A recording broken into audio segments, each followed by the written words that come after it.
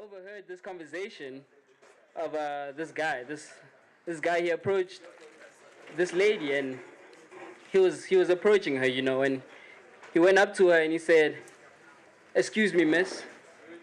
I know you don't know me, but if I could just steal a minute of your time, I know crime don't pay, but I'd be willing to do the time. If you would just give me a chance to get to know you, then maybe I can show you what it feels like to be loved."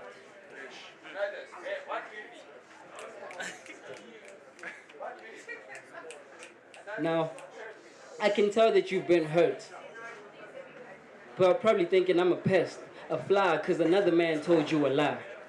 And I can see that there's a problem, but perhaps I can help you solve it.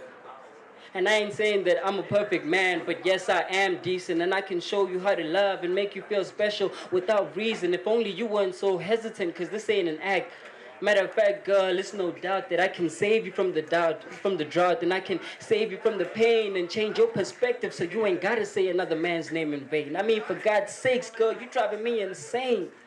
And this ain't another act. Honestly, I'm not just trying to get in your pants. I'm trying to make this last and not go by fast. And before he could say another word, the sister said, "Listen, I know how you men work. Thinking you slick. Making passes at different women. Thinking with your dick. And yes, I've been hurt, because I've been with a man, and all he wanted was sex. But he had to wait, because I wasn't ready yet. So he always got mad, saying that he had desires and that sex was what made the fire. Nonetheless, he said he loved me, so I thought he would wait.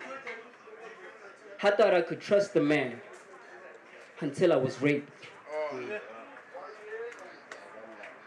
Years passed by with me hating my own body. I was disgusted by my own nudity. She said, "Nigga, do you know how that feels?"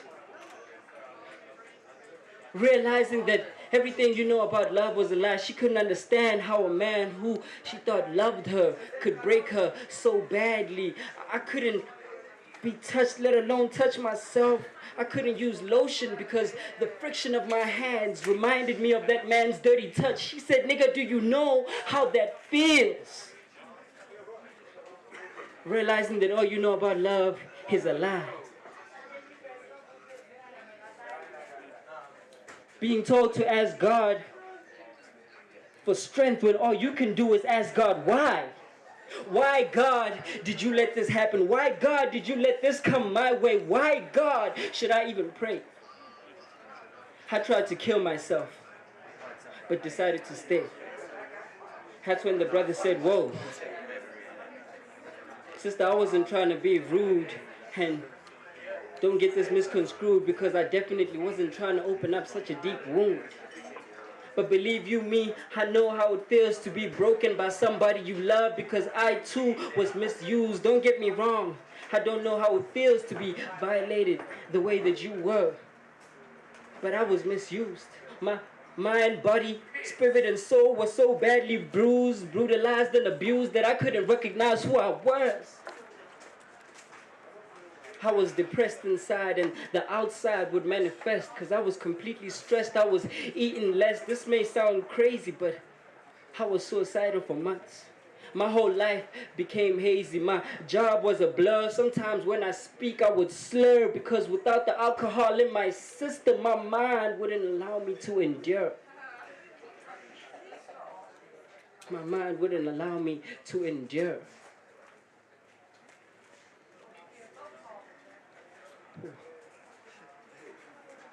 It was a touching story. It was a really touching story. But sister, you are a strong woman who in the face of tribulation looked death in the eyes and said, "I will rise." But nonetheless, I suppose I myself am still a mess, and I'm sorry to have wasted your time. And that's when the sister looked up to this guy and she just smiled. It was crazy. That was the poem, but